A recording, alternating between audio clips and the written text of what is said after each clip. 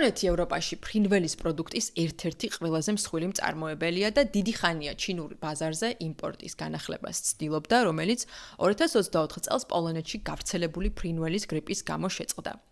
ახლა კი მას პარტნიორობის განახლების რეალური შანსი მიეცა.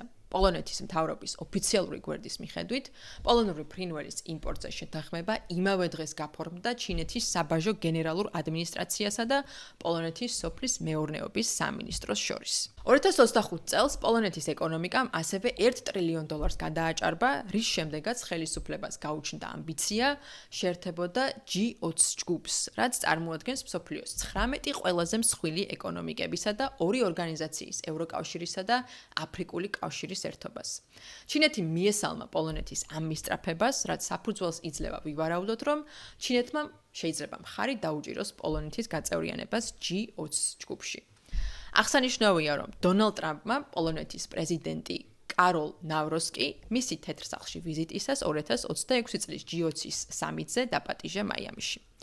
ოფიციალური ინფორმაციით შეხვედრაზე ასევე განიხილა უკრაინაში მიმდინარე ომისა და პოლონეთის საჰაერო სივრცეში დრონების შეჭრის საკითხი, რაზეც ჩინეთის საგარეო მინისტრმა დიპლომატიურად განაცხადა, რომ დაძაბულობის ესკალაცია არც ერთი მხარის ინტერესში არ შედის და იმედი გამოთქვა, რომ პოლონეთ-ბელარუსის საზღვარზე ვითარება მალე ნორმალიზდება.